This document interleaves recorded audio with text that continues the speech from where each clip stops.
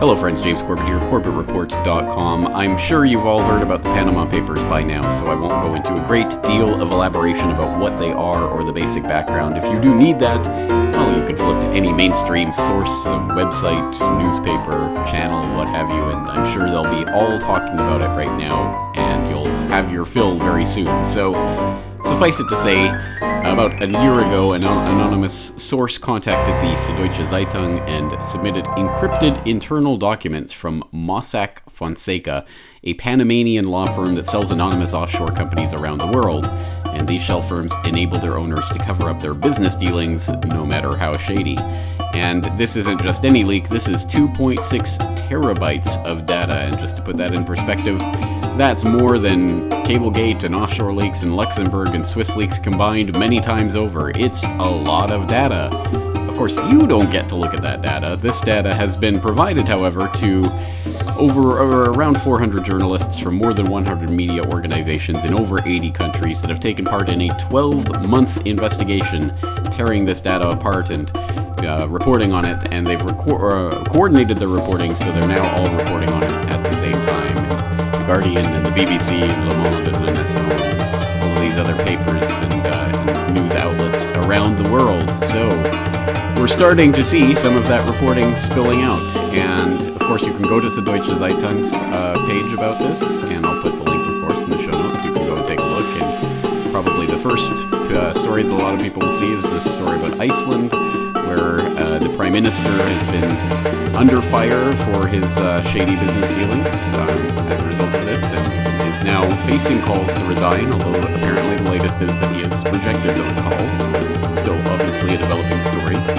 And after you go to the Süddeutsche Zeitung site, where they have all of the latest information and the different reports that are going on, you can go to the ICIJ site, the International Consortium of Investigative Journalists, which was the organization that the Süddeutsche Zeitung turned to when they started receiving this data. And this is the organization that's coordinated these 400 journalists and provided them with the data. But of course, again, not provided you with the data. You can't see these documents, but the newspapers are reporting on them, so trust them. So you can go to the ICIJ site, and they have a big write-up on this, and handy-dandy infographics showing which foreign country leaders have been implicated, either directly or by association, and we'll come back to that in a moment. Because, of course, the other aspect of this that you will have noticed by now, it's not just people like the Prime Minister of Iceland who are being implicated in this, but, of course, it's going to be the targets of the U.S. State Department, including this from the ICIJ directly, who put together a video talking about the victims of the offshore, accounts, the secret shell companies that are implicated in these Panama Papers. And it's, the victims include, of course, the people killed in the Syrian war, because, well, just listen to this very curiously unproblematic telling of the Syrian war from the ICIJ. Over the past 3 years, Syria's air force has ranged death on more than 21,000 civilians. Their bodies ripped apart by exploding barrel bombs, missiles dropped on homes, businesses, bus stops, even hospitals. These war crimes have been well documented. Not so the part played by the shadowy world of offshore finance. Yes, so you get the idea. So basically they're saying, Assad is just insane and is just killing his own people willy-nilly for no real reason. And of course those war crimes have been well documented by the BBC and other trustworthy sources, as this infographic shows us. And they're, of course, going to go on and say, well, yes, but this is enabled because Assad is using these offshore accounts to funnel his money. Well, technically it's cousins of Syrian President Bashar Assad, Rami and Hafez Makhlouf, who have been implicated in this. And if you want more information on how they've been implicated, you can click on this and read some more about this. And they do have some of the documents here for you to peruse, but of course, again, not all of them, just the ones they want you to see. So again, take this all with the giant grain of salt that it deserves to be taken with, but there's some interesting things to at least start perusing there. But again, it's all the way they frame it. Oh, those crazy Syrian government is just killing its own people willy-nilly, just dropping barrel bombs, just like there's no tomorrow, because they're crazy. And this is why we have to be upset about these offshore accounts. Interesting. Well, that's of course one of the aspects of this, but probably the one that you've seen is, of course, well, Putin. Putin is hiding billions of dollars offshore, and this is all blowing up in his face. This amazing leak of data that's coming of all of these different foreign leaders. It's childhood friends of Russian President Putin and close friend of Russian President Putin have been implicated in this, and, well, they're obviously going that extra limb and saying it's Putin itself. And the stupidest, most ridiculous example I found of this is from The Guardian. You have to see it to believe it. It is really nothing other than spooky music combined with some third-rate infographics. Listen to that. Oh, it's the St. Petersburg House of Music. Are you afraid? Look at these dastardly terrorists. And then the James Bond music kicks in. Oh, the plot is thickening now. Listen to the music.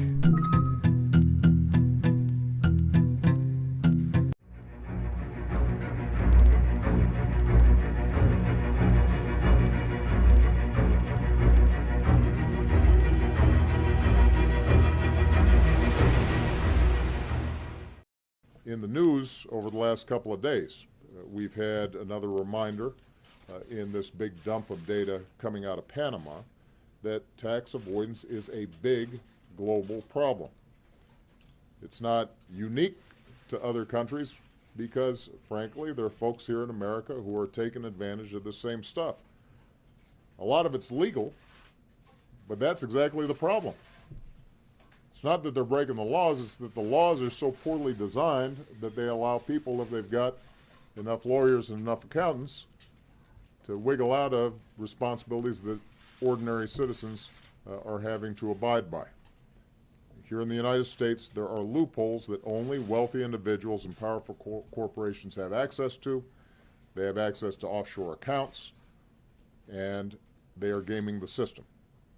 Middle-class families are not in the same position to do this.